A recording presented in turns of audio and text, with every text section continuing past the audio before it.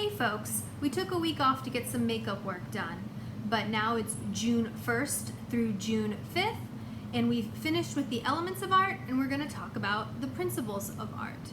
When you consider the differences between elements and principles of art, think of the elements as the main pieces or the main components that make up an artwork, and the principles as the way those components or those pieces are used to make the artwork successful. So for example, you might have shape in an artwork, but then you repeat those shapes in a pattern to make the artwork more interesting. And coincidentally, pattern is the principle of art we are going to talk about first. Pattern is defined as an element that repeats in an organized way. Some artists who are famous for using pattern would be pop artist Andy Warhol or MC Escher, who we talked about in the last video. MC Escher was born in 1898 and he passed away in 1972. He was a Dutch graphic designer who became famous for his impossible drawings, his optical illusions, and his tessellations. Tessellations are patterns that fit together like a puzzle. So they fit together without any gaps or any overlapping. And what we're going to do for this week's assignment is make some tessellations of our own. So let's get started. All right, 5th through 8th graders. So what you're going to need for this tessellation project are 2 pieces of paper. You're going to need a large piece of drawing paper and then a small, maybe 4-inch by 4-inch piece of paper for your stencil. You're going to need scissors, tape, a pencil, and then whatever you are going to use to color in your tessellation. So we're going to start by just making our stencil that we are going to trace. And the way we're going to do that is on the top half of your square, you want to make a zigzag or a bumpy or a wavy line. And then you're going to carefully cut that line out.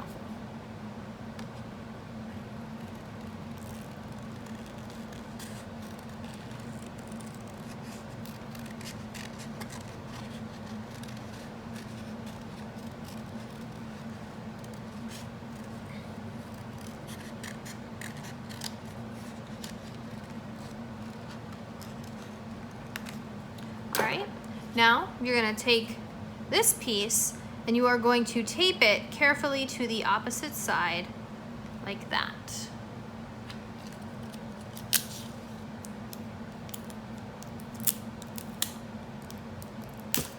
Oop, sorry about that, guys. Take my tape, tape it down, and then just cut the little pieces off of the side or wrap them around. Okay. Now you're going to do the opposite side.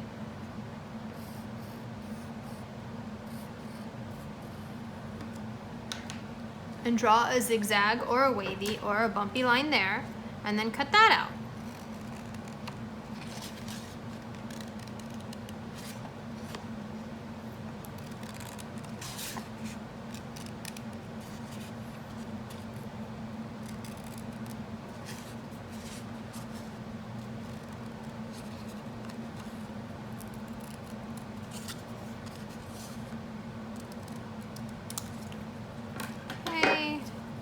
And you're going to tape that to the opposite side. There.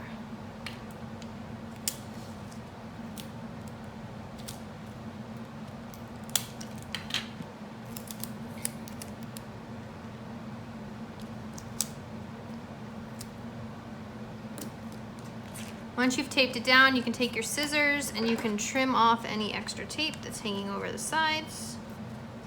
Make sure you don't, cut the paper.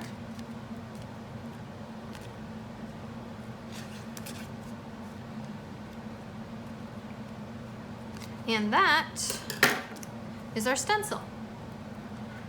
So then I'm going to take my big piece of paper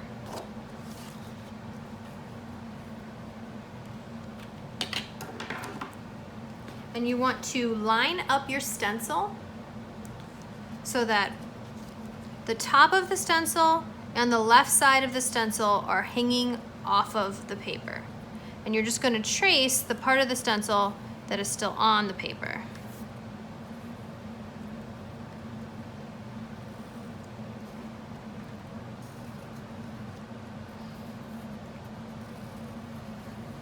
Now, if we did this correctly, when we slide this down, it should fit together like a puzzle. And then we trace it again.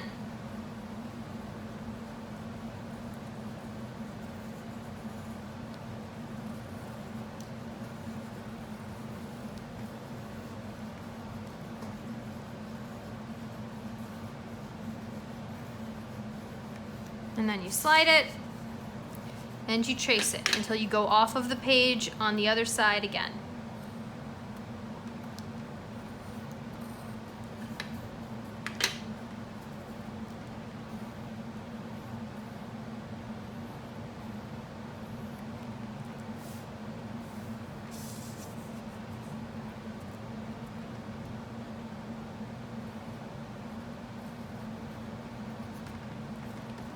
Then bring it down and trace it some more. And you just keep going like this until you've filled up your entire paper. You don't want to leave any gaps.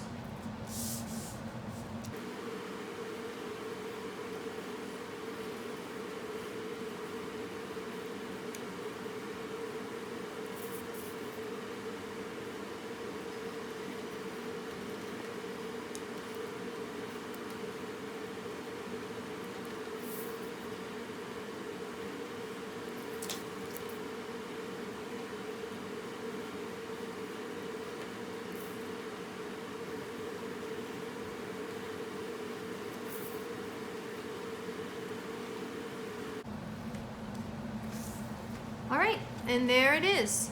The only thing you have left to do now is color it, and I would suggest doing a color pattern as well. You might even try to turn the shape into something.